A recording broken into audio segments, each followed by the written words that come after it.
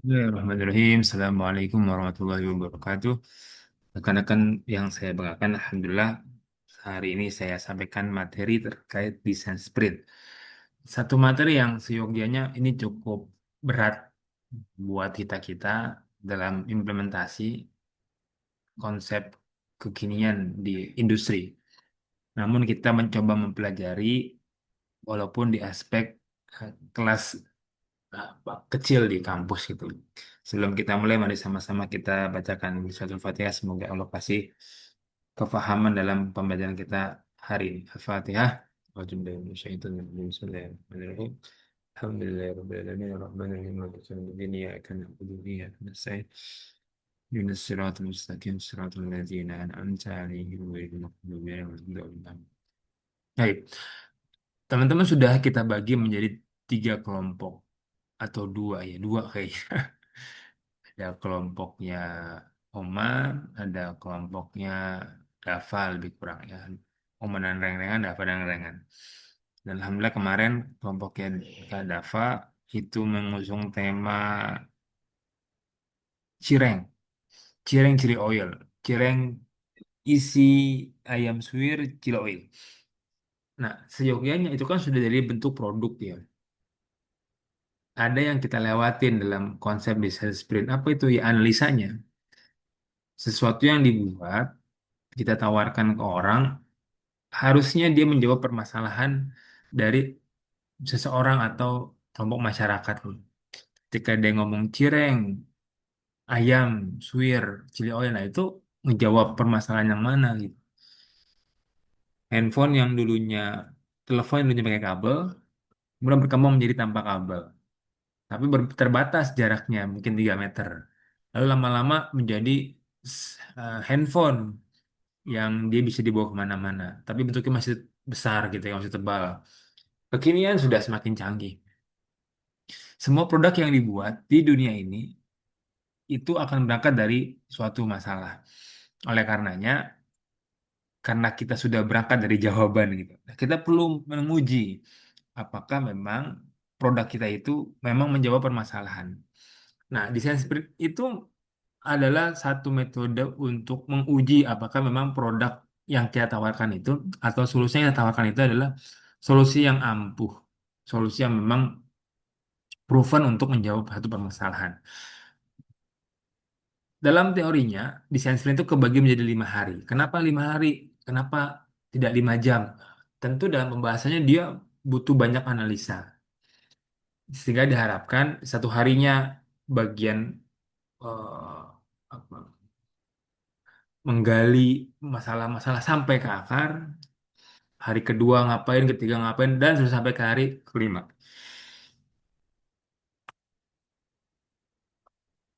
Di sini sudah ada, di sini sudah ada ya, yang kemudian bisa teman-teman lihat. Nah, hari pertama, kedua, ketiga, keempat, dan kelima.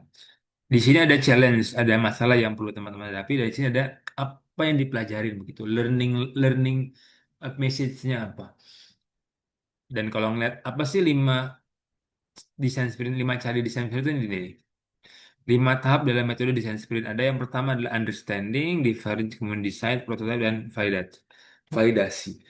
Atau difahami, dikembangkan, diputuskan, dan dibuat produknya, setelah kemudian divalidasi. Oke, kita akan bahas satu-satu. Jadi kalau di pertemuan offline kemarin, saya coba menguliti, kenapa teman-teman memilih cireng, ayam suwir, plus chili oil. Beliau bilang, karena gampang buatnya, Pak. Lah, orang beli itu kan bukan karena kita yang gampang. Gampang itu versi kita. Murah, Pak, itu versi kita. Tapi bagaimana teman-teman bisa memaksa orang atau mengarahkan orang untuk membeli cireng ini, itu pakai analisa apa secara filosofis. Maka perlu dicari tuh, misal orang Indonesia itu lebih banyak nyemil, misal ya. Gitu kan. Nah, cemilan inilah yang kemudian jadi entry point. Oh, berarti kalau orang Indonesia itu suka nyemil, maka kita perlu buat produk cemilan. Kira-kira begitu. Mukadimah sebagai entry point-nya. Tentu data sederhananya teman-teman bisa lihat di dunia nyata. Berapa banyak produk cemilan yang berdiri yang terbentuk dibandingkan dengan warung makan gitu. Untuk sekedar minuman saja ya, yang gerobak kan itu sudah berbagai macam jenis produk yang muncul dibandingkan dengan yang bentuknya store besar-besar. Nah, ini menjadi satu kesimpulan sederhana di susunan produk kita bahwa ternyata memang di Indonesia itu masyarakatnya lebih banyak yang suka nyemil. Nah, setelah ini kenapa kita buat lagi-lagi? Kenapa kita buat cireng? Itu harus ada pertanyaan kedua. Kan dari sekian banyak cemilan, kenapa dipilih cemilan yang asin? Kan cuma dua genre ya di cemilan itu ya. Ada asin, gurih, manis ya. Kalau pedas kan itu bisa dibilang toppingnya saja. Ada asin, ada manis. Kalau kita ngomongin martabak, ada martabak asin, ada martabak manis. Kalau teman-teman mau riset ya di genre martabak mungkin orang lebih senang martabak manis karena dia nyari yang memang ya manis. Kalau dia mau beli asin mungkin dia nggak beli martabak tapi dia beli gorengan, misalkan dia beli batagor gitu, cimol. Nah itu jajanan-jajanan cemilan yang memang asin dan murah. Nah murah itu yang ketiga itu, Kak. Jadi kalau kita ngomongin murah itu yang ketiga. Nah bagaimana kita menyusun dari mulai milih cemilan yang asin, kemudian kenapa pilih cireng? Nah, itu harus dijawab. Kenapa cireng? Kenapa nggak batagor? Kenapa nggak somai? Kenapa nggak cilok, cimol? Gitulah ya. Nah, kemarin saya sampaikan, mungkin kita bisa masuk dari pendekatan ini adalah traditional food. Nah, ketika sudah ketemu tuh satu line bahwa kudapan, asin, tradisional food. Kenapa harus tradisional? Ya, kita pengen mengembangkan produk tradisional agar menjadi go internasional. Tentunya dengan berbagai macam inovasi. Inovasinya apa? Isiannya bukan lagi yang kosong, tapi ayam. Kenapa harus ayam? Kenapa nggak sosis? Kenapa nggak keju? Ya, ayam ini protein sehat dan seterusnya. Itu kenapa chili oil? Chili oil itu mengakomodir orang-orang yang suka pedas. Dan kekinian memang chili oil sedang hype ya dengan budaya Koreanya, makanan khas Korea kita bawa chili oilnya. Nah, di situ sudah mulai ada perpaduan antara Western dan Eastern ya bagaimana menu tradisional ini ketimuran dipadukan dengan nuansa kebaratan itu tadi chili oilnya. Kan Indonesia itu nggak kenal chili oil ya. Indonesia itu kenalnya apa ya? Mungkin sambal sambal matah mungkin ya. Mungkin matah juga bukan dari Indonesia kali. Nah, sambal terasi, sambal geprek gitu kan, sambal hijau gitu ya. Sambal bawang dan seterusnya. Oke. Nah, itu di aspek ujung di sini kan ya.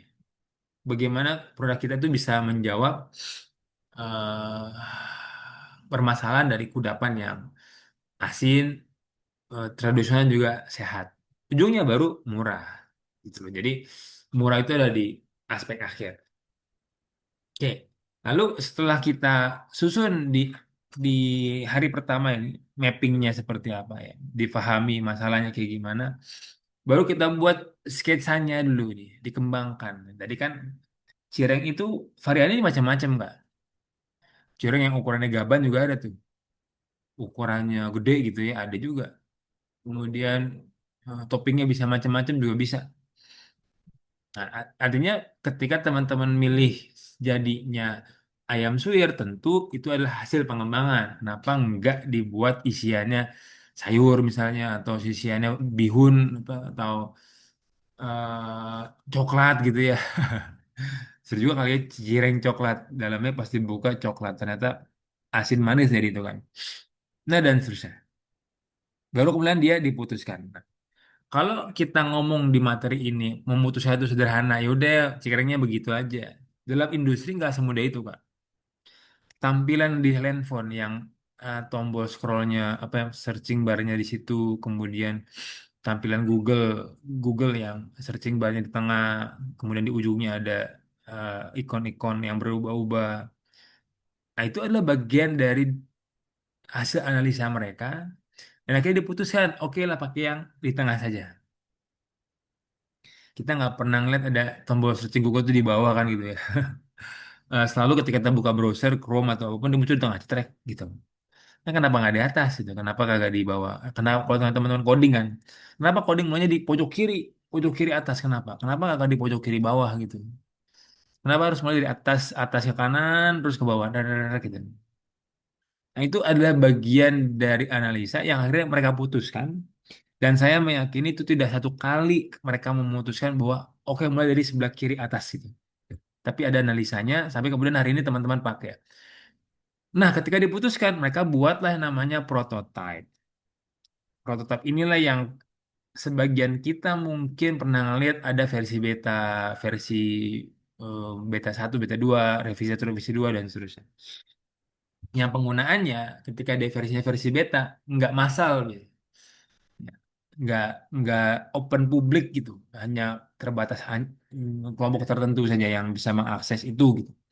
Untuk apa? Agar mendapatkan user eksperimennya. Kalau memang user eksperimennya bagus, ya, dites ke target marketnya bagus, hasilnya bagus. Kemarin saya bilang 60% dari 100 dia bilang oke, maka produknya oke. Kurang dari 60% bilang nggak oke, maka kemudian produknya harus direvisi gitu. Harus dilihat lagi, harus di-sketch lagi, harus diputuskan lagi, harus dibuat prototipe lagi, baru kemudian diuji lagi. Maka kemarin eh, teman-teman Cireng itu sudah lakukan uji produk kepada marketnya, ya kepada kami-kami yang ada di kelas.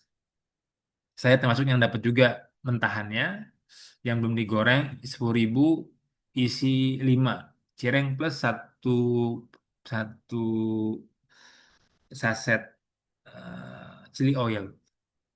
Ditanya gimana Pak Rizky, murah mahal? Murah, 110.000 5 piece. Dan bentuknya juga nggak terlalu besar ya, sehingga cukuplah sebagai cemilan.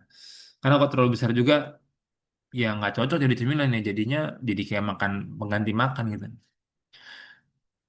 Kira-kira begitu. Maka oh ya, itu lagi yang online ya, saya lupa. Kelompoknya Kak Rofiko, Akbar dan Bayu ya. Nah, itu juga perlu dibuat eh, tes produknya. Ketika dia menjual produk-produk digital, pulsa, kemudian token game, skin game dan macam-macam itu, PLN, kemudian bayar tagihan, apa yang membedakan? Kenapa itu dipilih gitu ya? Tentu ini tidak cuma sekedar barang yang bisa dilakukan desain sprint, tapi jasa pun juga bisa dilakukan desain sprint. Di lembar ini, ya, di lembar ini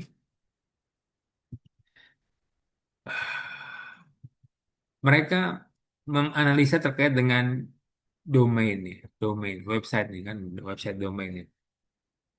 Ini mereka ya boleh boleh saja ya. Saya mundur dulu tadi ke belakang, ada yang plus, ada yang menarik. Oke. Di sini di desain sprint itu sebenarnya tidak melulu jadi tanggung jawab CEO. Jadi kalau kemarin eh, Kamoza sebagai orang production membuat cireng yang enak, maka tugas Kamoza selesai. Maka itu pindah ke divisi yang lain untuk mengerjakan. Misalnya, apakah mungkin Kang Moza menawarin hanya sekedar cireng saja tanpa ada packagingnya, tanpa ada visual desainnya? Nah, itu lo kerjaan dari teman-teman di divisi yang lain, di divisi pemasaran, divisi desain gitu. Nah, di aspek finance, chief finance officer, bagian keuangan, dia perlu menghitung ketika packagingnya Mika tipis sama Mika tebel itu berapa pengaruh biayanya. Nah, kalau kita mengaca kepada produk nasi goreng. Nasi goreng itu dijual dengan angka 10 sampai 12 ribu, hitungannya murah ya. 10 ribu kita bilang nasi gorengnya murah. 12, 10 sampai 15 ribu kita bilang emang segitu, worth it lah. Artinya cocok lah di atas gitu. Lebih dari 15.000 kita bilang mahal. Padahal bedanya cuma beda 1.000.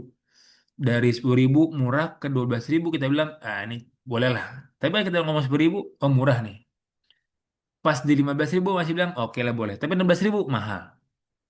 Jadi cuma 1.000, tapi secara psikologis membuat orang itu memindahkan grade nasi goreng yang semula normally menjadi mahal. Kalau kita turunin dari 12.000 ke 10.000 jadi murah. Pun sama dengan apapun produk teman-teman yang teman-teman buat. Ada orang jual pulsa 50.000, dapatnya 48.000. Teman-teman jual 50.000, dapat 50.000. Wow, itu kan seakan-akan nggak ada. Nih orang jualan kok nggak ngambil untung gitu. PLN itu kan kalau dia beli token 100.000, dapatnya kan nggak 100.000, dapatnya cuma 96.000. Yang 4.000 dibagi-bagi buat PLN-nya, buat maintenance-nya, buat sistemnya dan segala macam. Nah, ini perlu juga di riset oleh Kak Bayu untuk dan tim ya untuk menggoyangkan pemain-pemain yang sudah lama bermain di dunia PPOB, di dunia bayar-bayar. Tentu harus ada desain, harus ada risetnya. Lagi-lagi semua itu berangkat dari riset. Kenapa orang pindah ke mobil listrik misalnya atau kendaraan listrik karena mereka melihat bahan bakar itu tidak ramah lingkungan katanya. Ya, padahal kan sebenarnya nggak ramah lingkungan itu ya mobil listrik karena penggunaan baterainya itu mengerus kekayaan alam lebih banyak dibandingkan dengan bahan baku fosil, bahan baku eh, bensin atau yang sifatnya minyak. Lagi-lagi karena kampanyenya bagus ya, kampanyenya green, green ekologi, kemudian green teknologi dianggap seakan-akan listrik itu lebih lebih eco-friendly dibandingkan dengan yang bahan bakar minyak.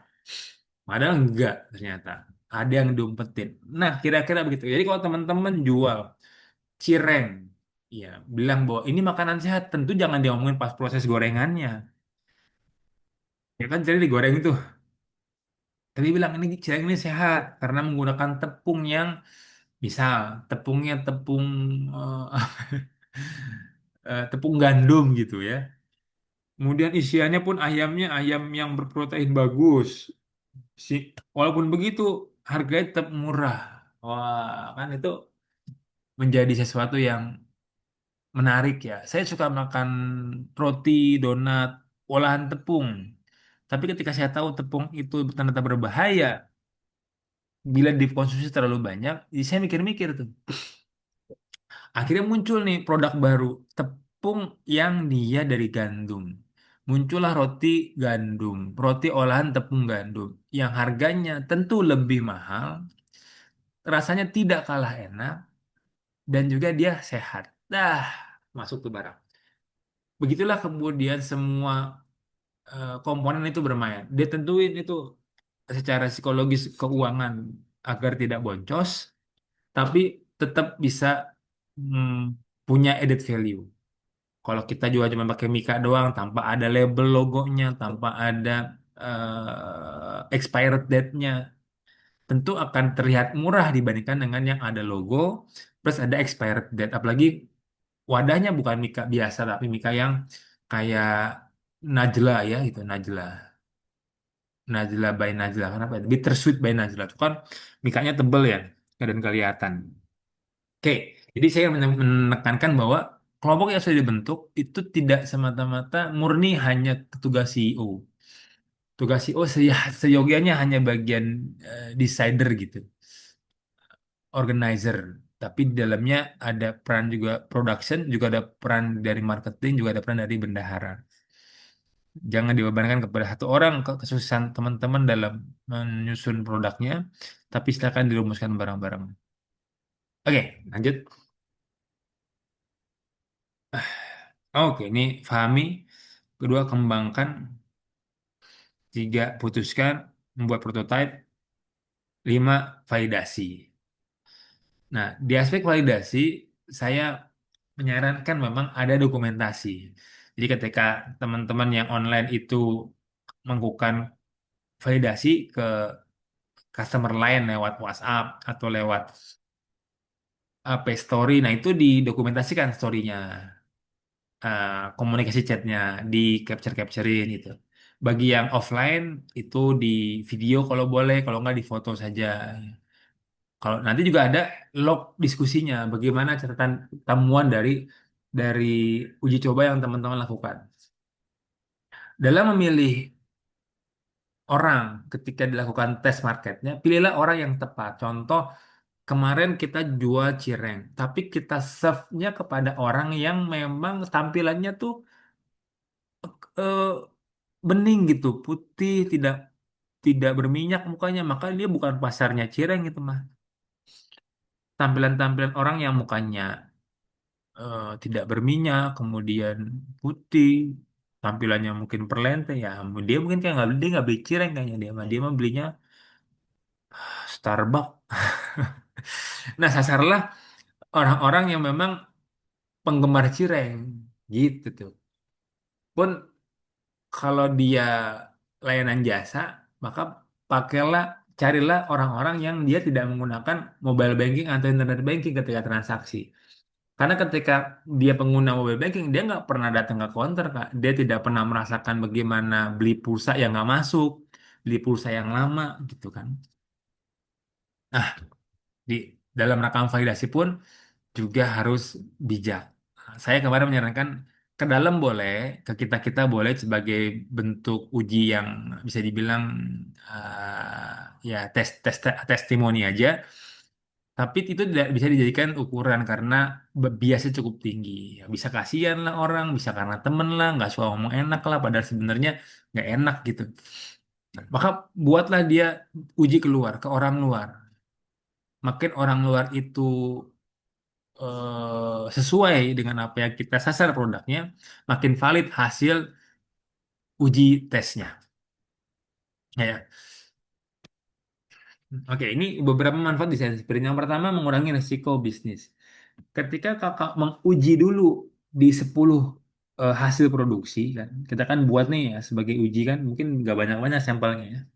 10 kan, ternyata dari 10 itu 6 bilang enak, baru ujinya massal.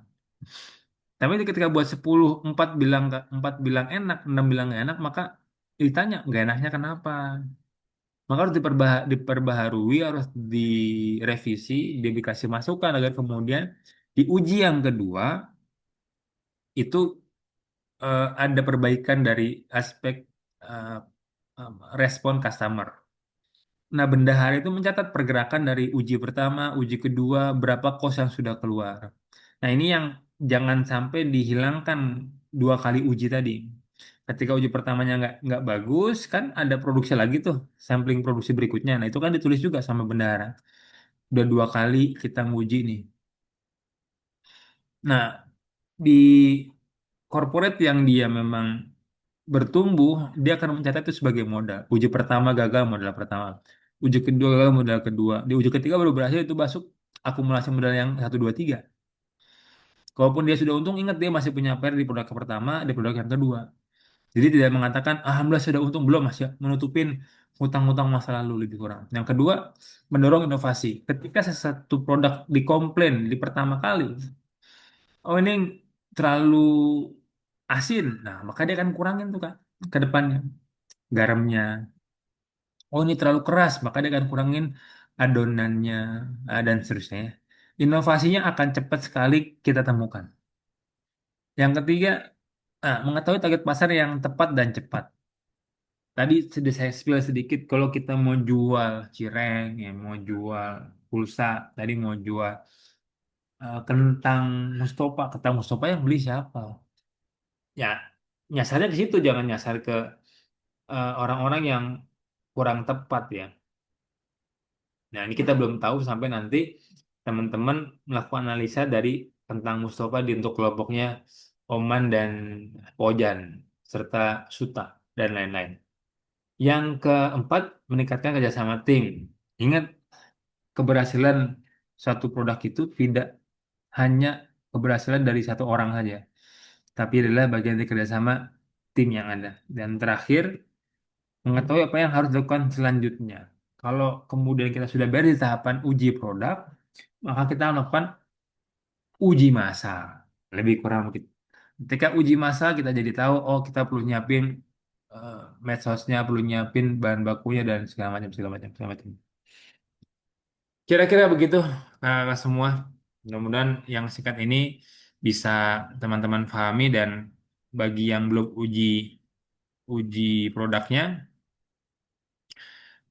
se- ketemu ketemu mungkin nanti di awal Januari dan saya berharap teman-teman sudah siap dengan uji produknya ataupun kalau yang sudah melaksanakan ya tinggal nanti di present bagaimana hasil berikutnya. Demikian, semoga khair. Assalamualaikum warahmatullahi wabarakatuh.